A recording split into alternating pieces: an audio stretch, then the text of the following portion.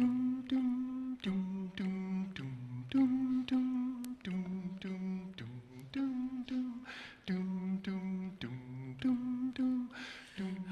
am sitting here wanting memories to teach me to see the beauty in the world through my own eyes. Yes, I am sitting here wanting memories to teach me to see the beauty in the world through my own eyes. You used to rock me in the cradle of your arms. You said you'd hold me till the pains of life were gone. You said you'd comfort me in times like these, and now I need you, and now I need you, and you are gone. So I am sitting here wanting memories to teach me to see the beauty in the world through my own eyes. Since you've gone and left me, there's been so little beauty, but I know I saw it clearly through your eyes. Now the world outside is such a cold and bitter place. Here inside I have few things that will console. And when I try to hear your voice above the storms of life, then I remember that I was told. Yes, I am sitting here wanting memories to teach me to see the beauty of the world through my own eyes. Yes, I am sitting here wanting memories to teach me to see the beauty of the world through my own eyes. I think on the things that made me feel so wonderful when I was young. I think on the things that made me laugh, made me sing. I think on the things that made me grow into a being full of pride. I think on these things, for they are true. And I am sitting here wanting memories to teach me to see the beauty of the world through my own eyes. I thought that you were gone, but now I know you're with me. You are the voice that whispers all I need. I know a please, a thank you, and a smile will take me far. I know that I am you, and you are me, and we are one. I know that who I am is numbered in each grain of sand. I know that I must again and over again and again and again. Yes, I am sitting here wanting memories to teach me to see the beauty in the world through my own eyes. Yes, I am sitting here wanting memories to teach me to see the beauty in the world through my own eyes.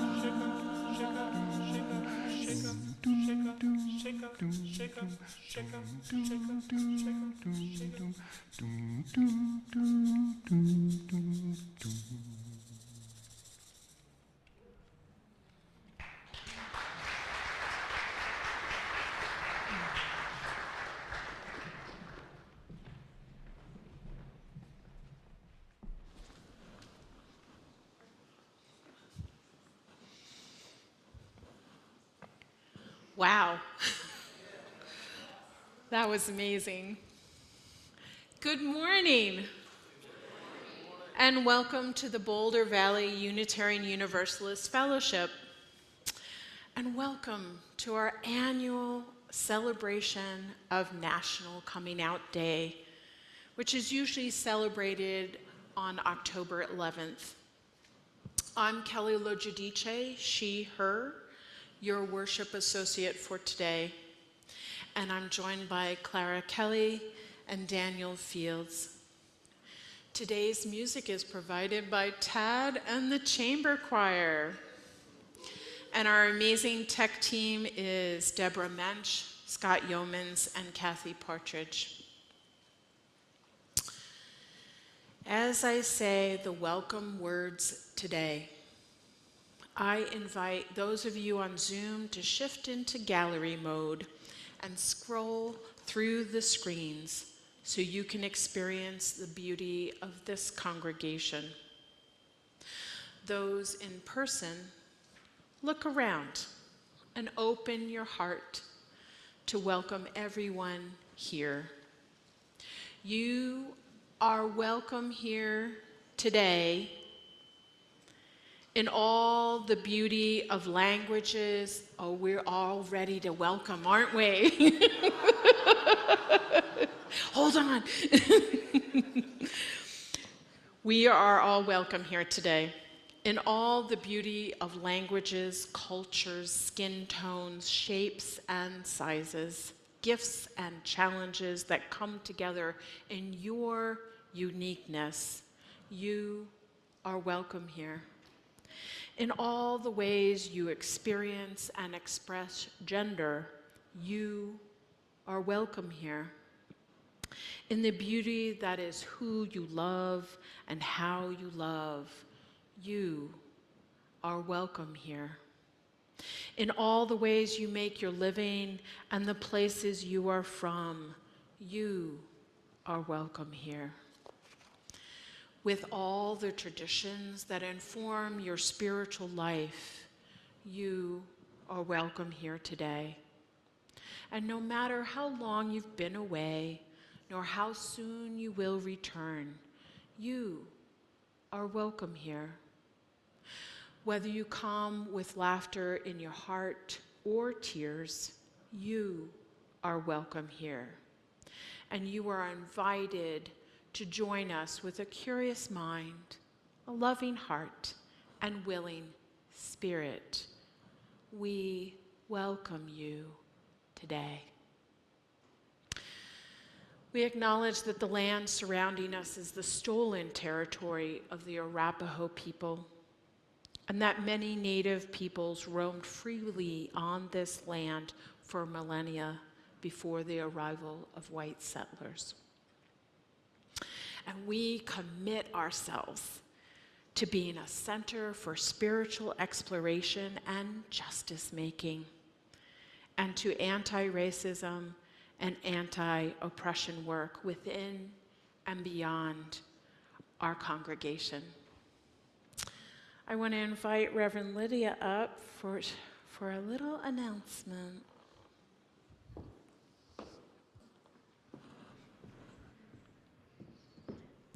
Good morning, everyone. I don't know if you noticed, but we were in the UU world this week. I know, for the way that we do worship, which is just so beautiful and not completely common within Unitarian Universalist congregations. So I did want to take a moment to acknowledge our new service associates who will be joining us from their term is October through the end of next September. You can see their names there. So thank you to Gail Beek, Carolyn Elliott, Larry Lavender, Kelly Logidice, Shanti Samani, Paolo Sparti, Mary Stackpole, Eric Williams, and Scott Yeomans. And Scott is the coordinator right now for our service associates. And we have returning service associates Jim Mariner, Gloria Perlstein, and Claire Marie Wall. So these folks, as you see every week, they're trained and they spend a lot of time and effort creating beautiful services for you. Sometimes they work with me, other times they don't, which allows me to do things like go into the School of the Spirit Wing, which is where I'll be today. So I will see you all in coffee hour, and I just want to thank our service associates for the work that they do.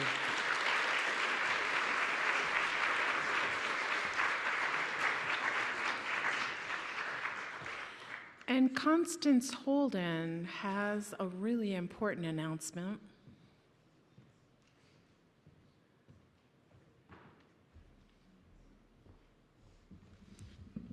And T.K. Smith, my co-conspirator in the Guns to Gardens Garden Tools initiative. Our event yesterday was truly amazing, truly amazing. Mother Nature provided us with a gorgeous day and even an eclipse, which took place at about 10:30, which was, as we were just kind of gearing up for the event. Ours was the 6th event held by a faith community in conjunction with Raw Tools and the Guns to Garden Metro Denver organization. And these have been with churches of all denominations. We were the first UU congregation to do one. Before yesterday, the largest number of weapons surrendered was 57. And that was up at the Longmont UU Church of Christ, which is the church that hosts the Loop group. As most of you know, our budget was based on 50 weapons. That's what we were hoping to collect. Seemed like a logical number. Some of the other groups had collected 40, some 38. So we based our budget on 50. I had a stretch goal, a personal aspiration to collect 70 weapons. And I kind of put that out there that I think we're going to collect 70. So TK can give you the real results. So it's with great pride I get to report that we collected exactly twice what Constance sought.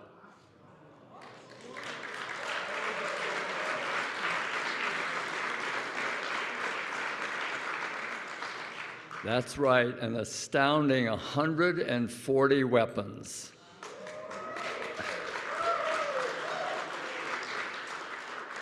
"40 rifles, 90 handguns, and 10 assault rifles."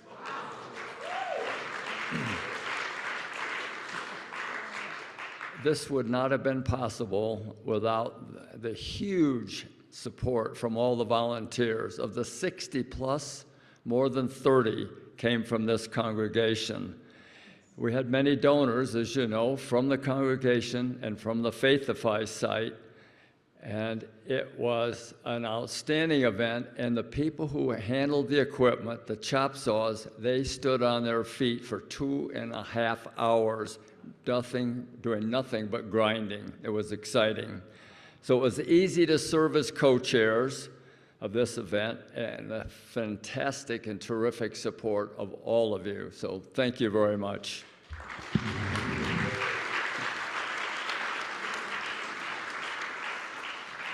Could those of you who were at the event or who volunteered in some way, please stand. Some people donated cookies and baked goods.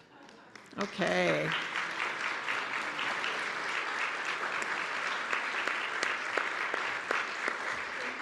Thank you. And there will be cake served during the coffee hour to celebrate.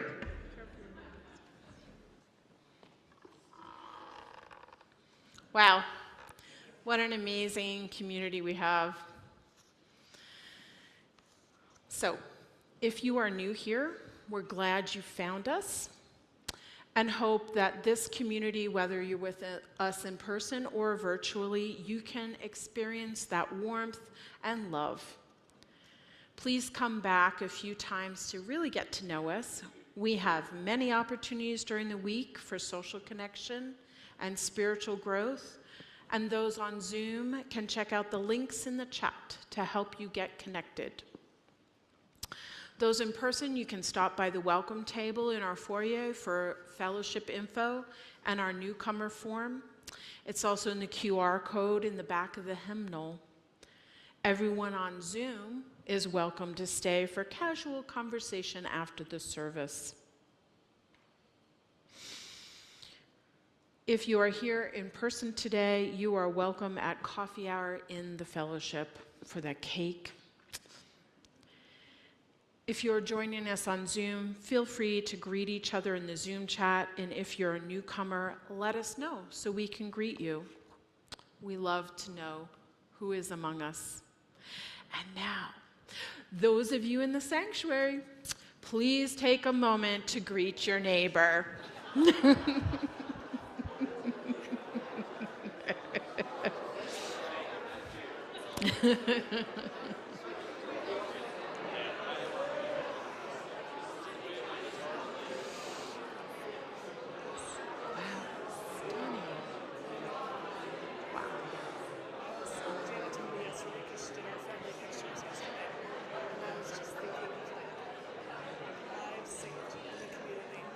How long do you think I should let this go on here? Okay.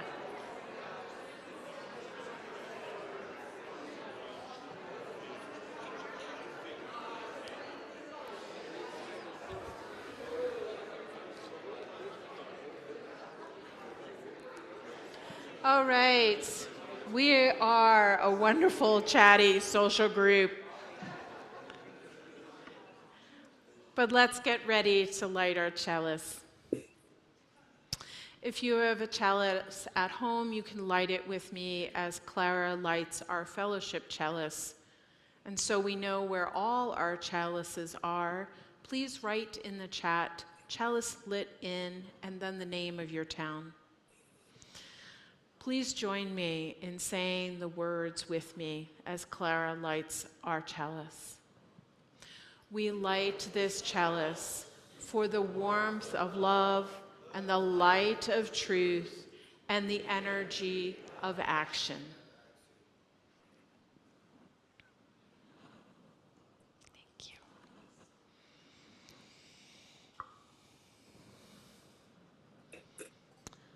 And now I'll sing our bowl again, and I invite you to let it draw you deeper into the present moment and this beloved community. Follow the sound of the bowl into the silence.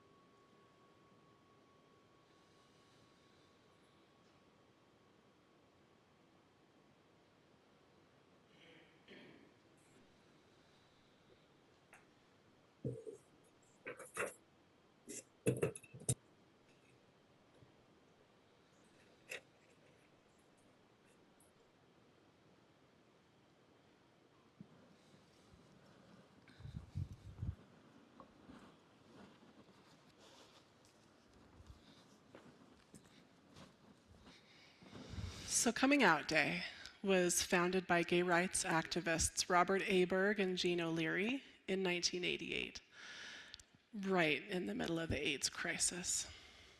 The founders believed that one of the most radical things a person could do was not only to live their truth, but make sure the people around you knew it too. And sadly, coming out is still both political and a struggle for some in our world.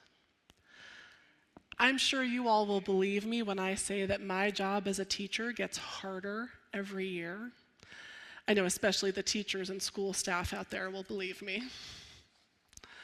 But there's a new wave of legislation in this country that aims to make my job, frankly, impossible, and the lives of trans and queer students much more perilous. As of August of this year, as you can see, 5 states in the US have laws forcing teachers to out students to their parents if they start using different pronouns, names, or come out as gay at school. And 6 states have laws promoting this action but not requiring it. Texas had a law that was overturned, but so far the laws in these other 5 states still stand. and many more are being pushed through school boards and legislatures. Side note, please attend school board meetings if you can. It's hard for me to turn my face towards National Coming Out Day with joy this year, knowing that so many teachers and students are being put in painful, dangerous, and impossible positions. Students who have homes where it is perilous for them to be out must have safe spaces at school. For many of them, it's the only safety they feel. This is a well-known statistic, but it's very true. 40% of LGBTQIA youth have contemplated suicide. And that number drops dramatically when they have an adult who cares about them and knows who they really are. How can teachers play that caring role when they're imperiling either their own jobs or their students' lives? And I know we like to believe we live in a world where parents no longer reject their youth for being different, but I'm afraid that's not the case either. The National Network for Youth states that those who identify as LGBTQ+ have 120% higher risk of experiencing some form of homelessness. It also states that family conflict is the primary cause of homelessness in LGBTQ youth, which is disproportionately due to a lack of acceptance by family members of a youth's sexual orientation or gender identity. In other words, when kids come out to their parents, sometimes they're kicked out of the house, right? Many children are forced out of their homes when outed, still in our world. Unlikely as it is that such a law would get passed here in Colorado, I hope. We all know that from the Dobbs decision, we can have our rights taken away with the stroke of a pen. When these laws started passing, I personally made a decision. I would go to jail or get fired before I would out a student to their parents. Thank you. The students I work with trust me implicitly to do what I think is best and safest for them, and when they come out to me, they're trusting me to keep that secret until such a time as they're ready to talk to their peers or families about it. Today we will reflect on the joys and the hopes of coming out, but as we do, please remember that out is not a safe place for everyone. But we can keep working to make a world where no one has to be closeted in the first place, where everyone can joyfully be themselves, safely in their own families, for their whole lives. Let us all work hard to make that dream a reality.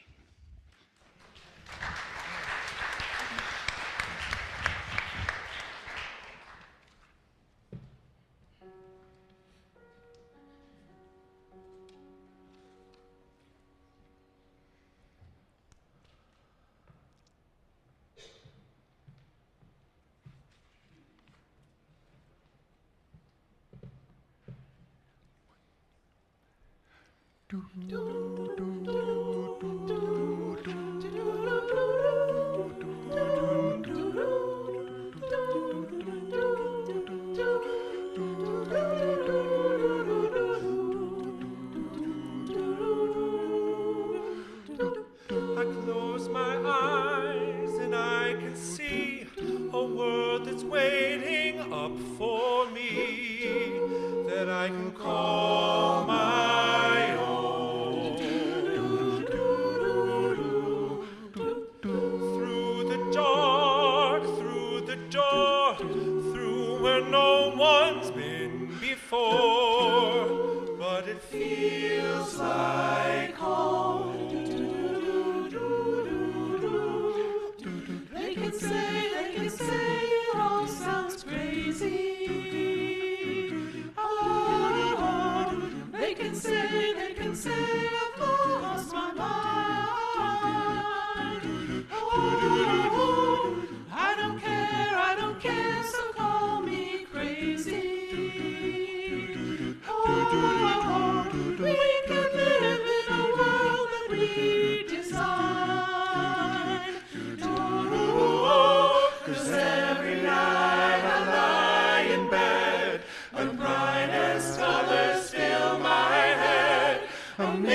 million dreams are keeping me awake.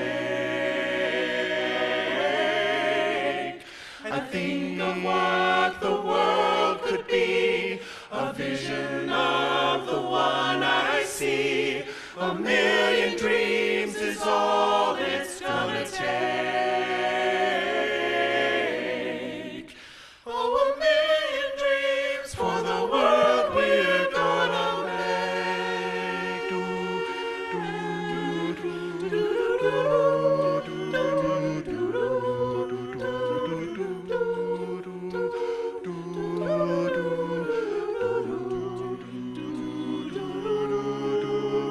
How big, however small, let me be part of it all.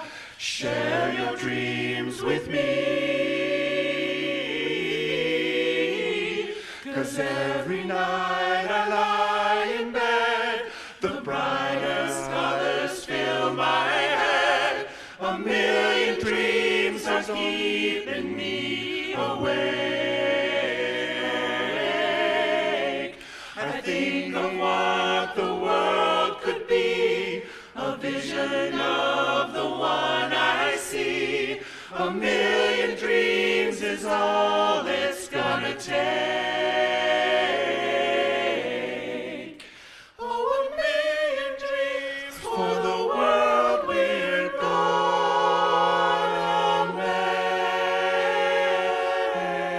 make. We'll make. I close my eyes.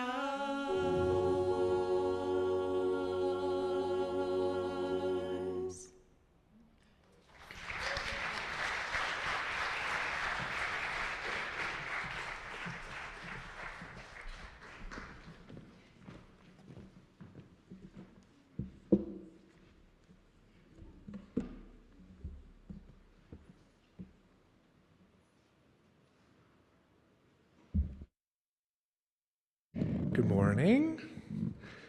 My name is Daniel Fields from Thornton, and I use he, him pronouns. I had no intention of coming out when I did. My plan was vague at best, maybe sometime during my senior year. I can still remember getting ready for school in my freshman year, combing my hair, yes, my hair, daydreaming about the moment when I'd feel ready. Nottingham High School was a unique place. It was diverse with interweaved social circles. Jocks were in drama club, and band was actually pretty cool. And I stood out, thanks to my passion for music and drama. There were a group of jocks that were also in drama club that would flirt jokingly, and though I had a girlfriend, this stirred a longing. I ached for something more authentic. That ache made my vague plan for senior year feel very distant. My girlfriend came and went at the end of freshman year, as they do, and I met a boy at school who pursued me. It felt all new, exhilarating, and unlike anything with my ex-girlfriend. I began to spend more time with this new friend, Jared. We hung out after school, sometimes an occasional sleepover, and it felt like I cracked some secret code. I was able to date him covertly, keeping it all under wraps. Until the case of the unfading hickey. You know, drama club kids were no strangers to exploration. Cast parties led to games like Spin the Bottle, Truth or Dare, you know, the classics. At a cast party right before winter break, sophomore year, I left with this large hickey from God knows who. And my parents couldn't help but notice. I explained the party shenanigans and life moved on, or so I thought. 2 weeks went by and the hickey remained. That's 2 weeks of hickey. Now, anyone familiar with hickeys knows that they don't typically last that long unless they get re-hickied. And in this case, it was Jared who was doing the re-hickeying. This came to a head while my family visited my grandparents for the holidays. I decided to make one of my increasingly regular phone calls to Jared from the guest room. And as luck would have it, my mom knocked and inquired about this 2-week-old hickey. Perhaps other family members had also noticed. In that moment, with Jared on the phone, I saw no other option but to come clean to my mom. I told her who it was from, and my mom was surprised, and honestly, for a moment, I wasn't sure how she felt. And we left it at that. And I went back to talking to Jared. I shared with him what had transpired, still in shock about how it all had unfolded. And I stayed in my room for some time alone. Later that night, I ventured into the living room. It was late and most everyone was asleep, but my brother was still awake. And since the cat was already out of the bag, I decided to tell him as well. His reaction took me by surprise. It was tears of joy that filled his eyes. He was genuinely happy for me and my honesty with myself. In that moment, I felt an overwhelming sense of ease. My parents, despite the challenges and sometimes heated arguments about boyfriend boundaries, showed unwavering support. It was beautiful that the conversations that we were having weren't about me being gay. They were conversations that parents have with any dating teen. Their love was a constant presence, and I knew it ran deeper than any disagreement or misunderstanding. They accepted me as a normal teenager that was learning about being in love for the first time. And I felt their support through the ups and downs of my first real relationship. Now, I might not have been the slickest teen, but I didn't need to be. My family loved me for who I was, and I didn't have to hide a thing.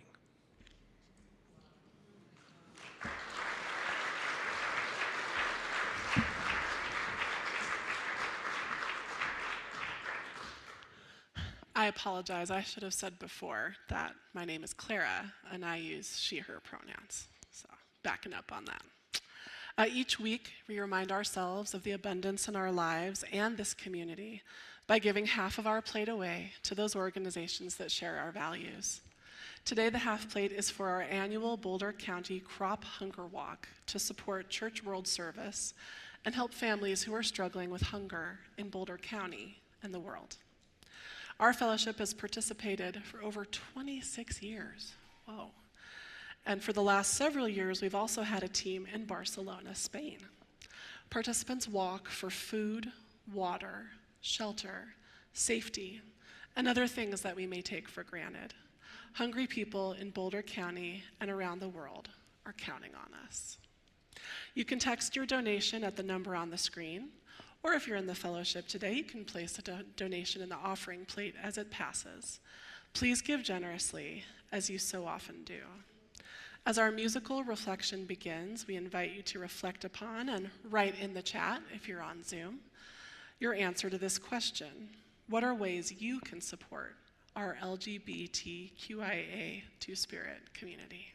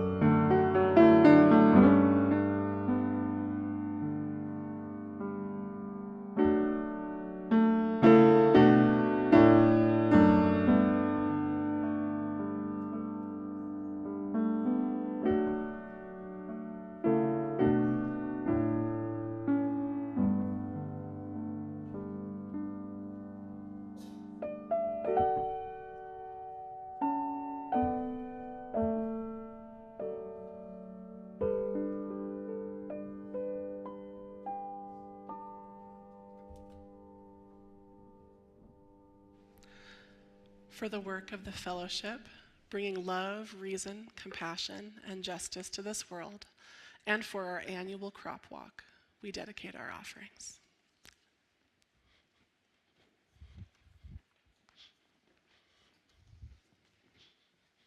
Thank you.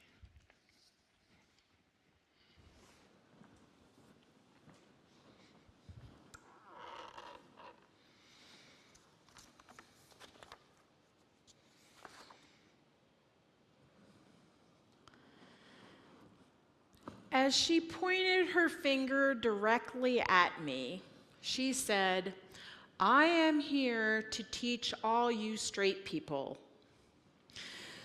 This was 20 years ago. I was sitting in a workshop at my UU church in Rhode Island, and we were doing introductions. And I was actually co-leading the workshop. And we wanted our congregation to become certified as a welcoming congregation. And at that time, a certain percentage of the members needed to attend this workshop series in order to achieve that goal.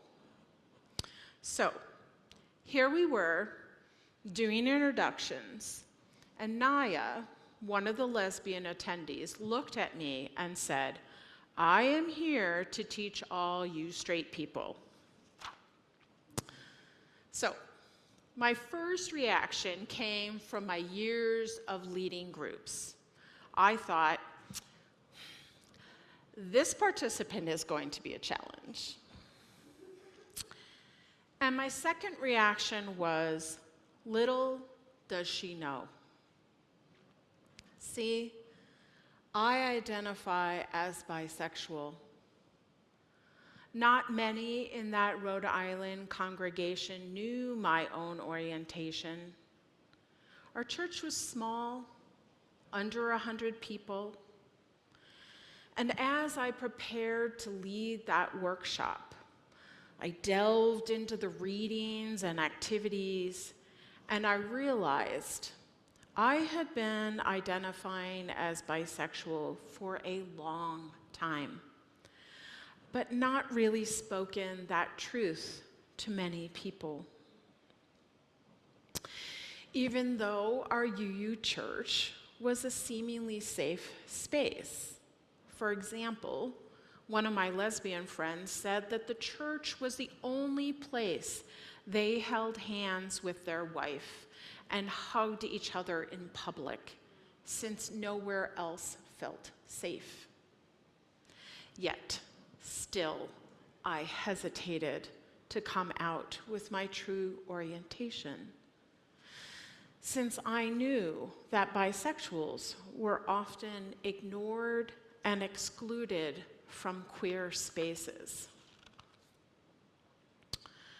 The Unitarian Universalist Association Welcoming Congregation Program helps our congregations to engage in the spiritual practice of welcome, helps us face our own unconscious biases to create spaces that honor every part of our identities, backgrounds, and experiences. And this month, as I contemplated Coming Out Day, I realized that I am still not fully out in every aspect of my life. I try to remember this quote from Jamie Arpin Ricci. Quote, "If and or when you decide to come out is entirely up to you. No one gets to decide that except you. Inevitably, some will say you owe it to others to come out. While your coming out can benefit others in profound ways, that is not for anyone to decide but you.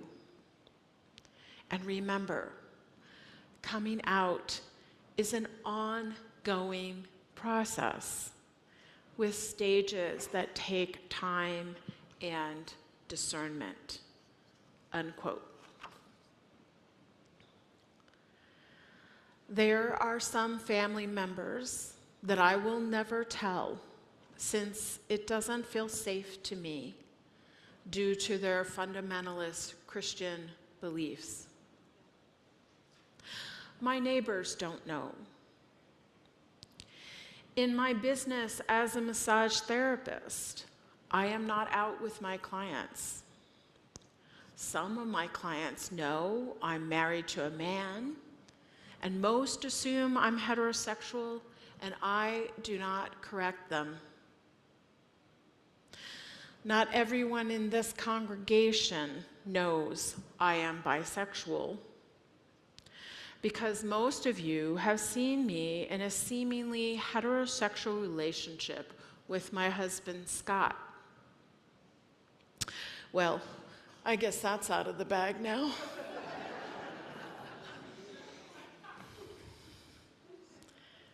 And I was nervous to stand up here and declare my orientation in front of all of you.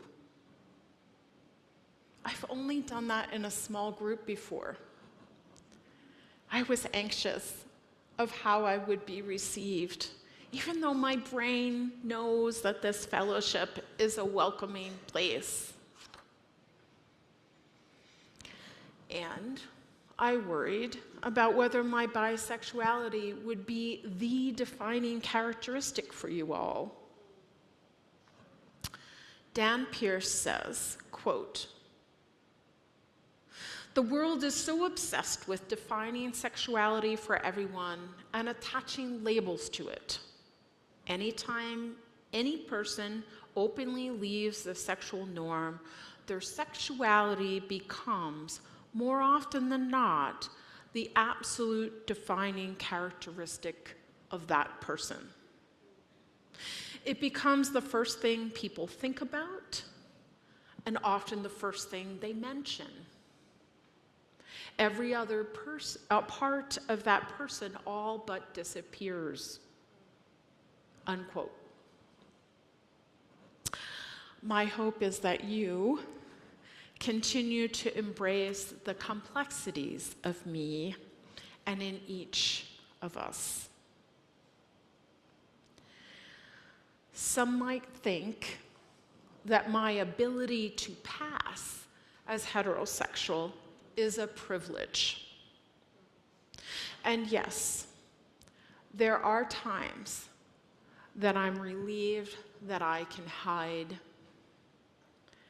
And there are times that I feel ashamed of feeling relieved as I watch my fellow queer folk who don't have the option to hide deal with harassment and hatred and worse. I watch as queer friends make choices about where they will travel or how loving they act in public, depending on how safe they feel. For example, one of my queer friends, when they drive across country, they carefully research their stopping points, and they notify people when they've arrived, so we know they're alive and not kidnapped or assaulted. These are issues as a white, seemingly heterosexual woman that often I don't think about in my everyday life. Yes, I'm careful if I'm alone at night, walking in certain places, but other than that, I can breeze through my day not thinking about my sexual orientation or how that might impact my relationships with others or my safety. And yet, for me, when I hide my orientation, it can still feel like erasure or repression. In the article Why I don't use the term straight passing privilege, Jules Ryans points out when trying to pass, you, quote, are still being oppressed by homophobia. That's not privilege. If you have to earn privilege through self-repression, being in the closet, or having your gender, sexuality erased, then it's not privilege. A closeted person is sacrificing visibility and authenticity for that benefit of safety. But that safety is something they have to earn by hiding. And privilege is inherently an unearned thing. We cannot call the notion of being hidden or having to hide a blanket privilege. If reliance on another person's false perception of you is what directly affects your level of safety, that's the opposite of privilege, unquote. Sometimes I feel that identifying as bisexual is a bit outdated or old-fashioned.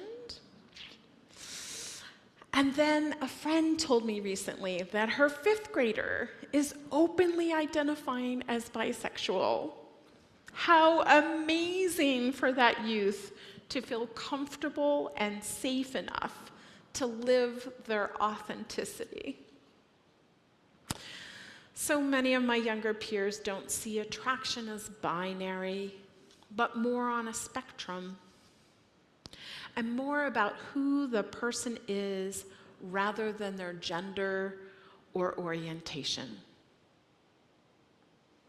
Let's keep in mind what Jennifer Baumgardner says, quote, sexuality is not who you sleep with, it's who you are. It doesn't change according to who is standing next to you, unquote. We each have those complex identities, many defining characteristics, and not just our sexuality. So, back to Rhode Island. At that workshop series, it progressed, and I watched as Naya uncovered her own intolerance and her own assumptions against people who are bisexual. As I saw her facing these revelations and honestly addressing it, I finally felt comfortable to come out to the group. At the end of the series, Naya said she was surprised at how much she had discovered about how much work she still needs to do to address her own prejudice about the queer community. And Naya and I were able to laugh together about her original comment to me. As we celebrate this year's Coming Out Day, I encourage you to remember these complexities of the coming out process. And what are all the ways that we personally, as a congregation, and as a larger community, can create the most welcoming and safe environment?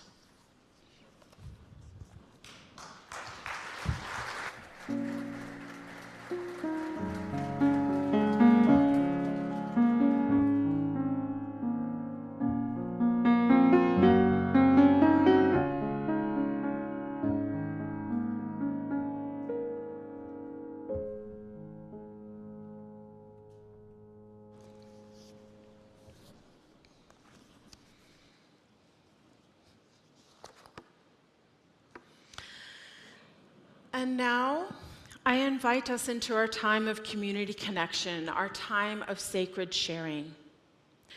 One last stone for any of those joys and concerns that remain in the silent sanctuary of our hearts, knowing that even in our silence, we are bound together in the web of life.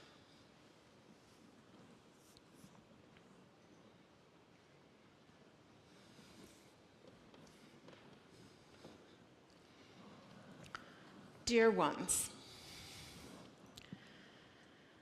may those who are in pain and in fear for their lives find comfort and safety. And for all those who are celebrating joys, may you share those joys with us in this community. Blessed be.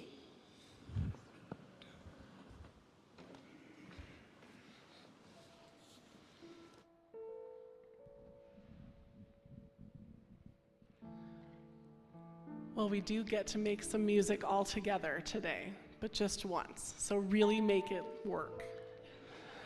This is Comfort Me. It's hymn 1002, in your teal hymnal.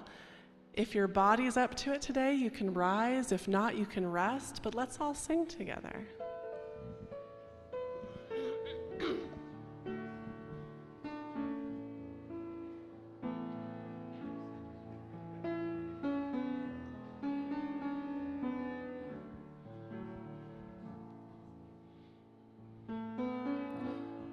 Comfort me, comfort me, comfort me, oh my soul. Comfort me, comfort me, comfort me, oh my soul.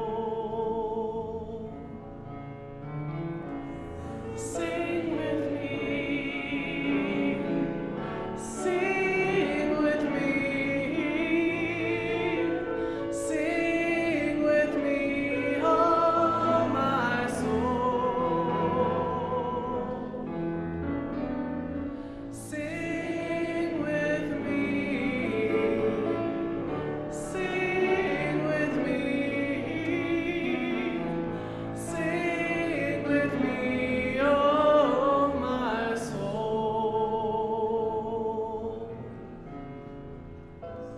Speak for me, speak for me, speak for me, oh my soul. Speak for me, speak for me, speak for me, oh my soul.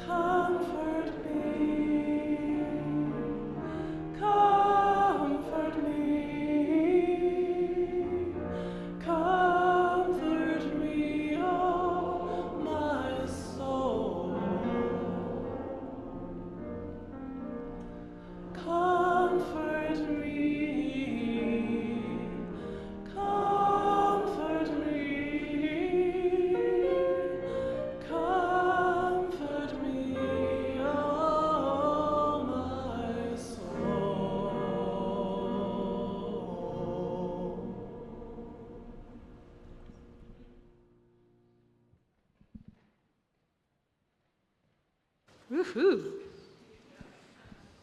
Amazing. Let's join together now in a responsive reading, Our Common Life is Enriched, from the Religious Institute, a multi-faith organization dedicated for advocating for sexual, gender, and reproductive health, education, and justice in faith, communities, and society. You will read the words in bold and italics, and they'll be on the screen above or in the chat.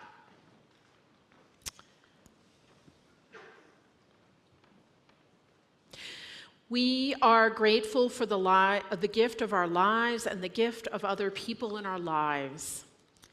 Each of us is created with dignity and worth. We are called to love one another and do nothing to others that we would find hateful to ourselves. We honor, oh, I'm sorry, did I jump? How about I go with what's up on the slides? Our common life is enriched when queer, transgender, bisexual, lesbian, and gay people can come out sharing the gifts of their sexual orientation and gender identity. True justice flourishes when all people can live and flourish. We suffer when LGBTQ people are oppressed, excluded, or shamed by religious people who overlook the fundamental call to love one another.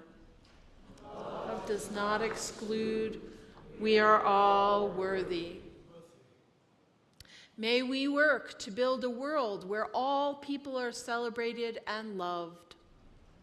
We celebrate sexual and gender diversity as a blessing that enriches us all.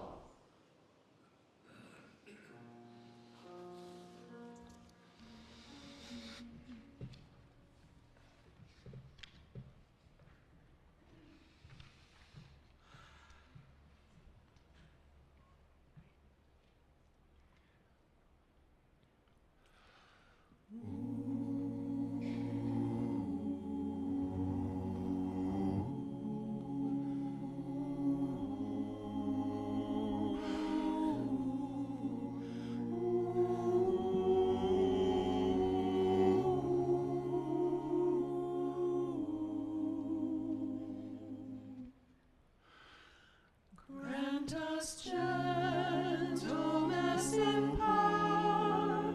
Grant us strength to face this hour, to forgive, to offer grace, and nurture peace in every place. Grant us hope when all seems dire. Grant us faith to spark a fire, to fiercely burn, to drown the night, and set the world ablaze with light.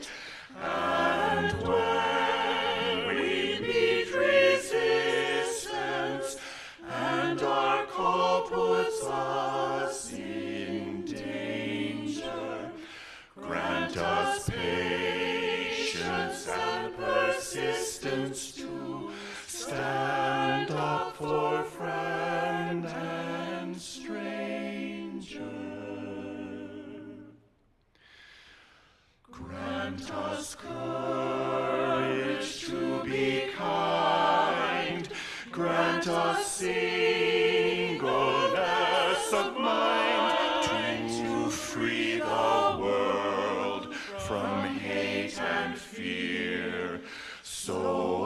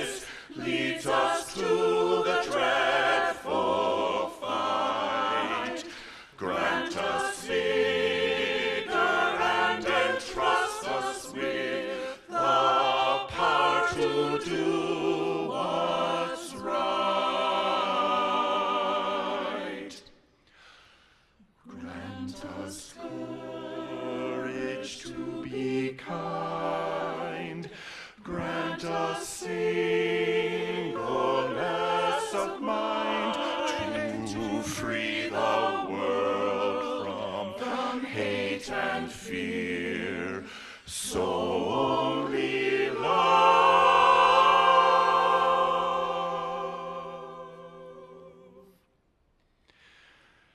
is spoken here.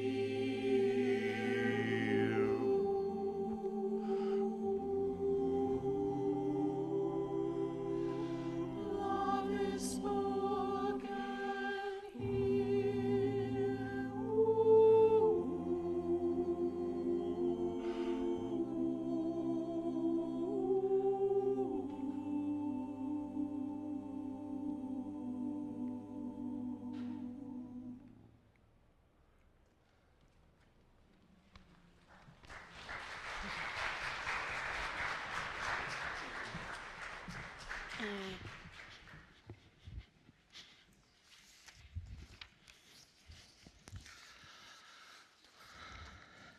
I know y'all been holding your breath for the announcements. The time is now. Oh, is that? Hold on. Okay, fine. First, the chalice. We extinguish this chalice, but not the warmth of love, the light of truth, nor the energy of action. These we carry in our hearts until we meet again. Okay, now announcements. The celebration of life for our dear Diane Witt will be next Sunday afternoon, October 22nd, at 3 p.m. here at the Fellowship. If you knew her or you just want to celebrate her impact, you are welcome to come. Please take home the Path to Membership extra handouts on UU thinkers like Rebecca Parker, located at the table in front of our library in the foyer. Hope Shelter in Longmont needs donations of new socks, especially work socks, like good, thick, sturdy socks, and plastic utensils like the ones you get with takeout orders. On October 22nd, 29th, and November 5th, see Zachary, Stephanie, and Jean in the Fellowship Hall if you want to know more. Join Together Colorado this afternoon, this very day, to get out the vote in Lafayette and beyond. Look for Julie McKenzie, who's waving her arms at the back. Yeah. During or after the drumming event just after this, and other gatherings. Join us, please, for the Fellowship fundraising auction on Saturday, November 4th from 5. You can also see Scott or Julie, again, in the Fellowship Hall after the service for any and all things auction. We're also looking for a few folks to help with the online catalog this week and next, as well as volunteers for the day before and during the live event on November 4th. Auction items, food, and beverage donations are welcome and greatly desired.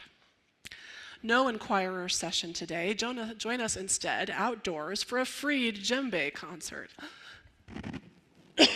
Sorry. Next week, inquirers will be on Zoom with our elected Board Leadership Development Committee and Council on Shared Ministries. On October 29th, you can join Kitty Kaler in a conversation about our programs for children and youth. That's all the announcements. Okay. I invite you all to stand and join hands or link arms. If you prefer not to touch anyone today, just cross your arms across your chest. No shame in that. We're not all touchy-feely. It's okay. Okay. We look very connected. Good job. May we continue creating safe and welcoming spaces here and in our community. May we make this world a safer place for everyone who is different. And may we feel this beloved community with us as we journey through the coming week. Blessed be.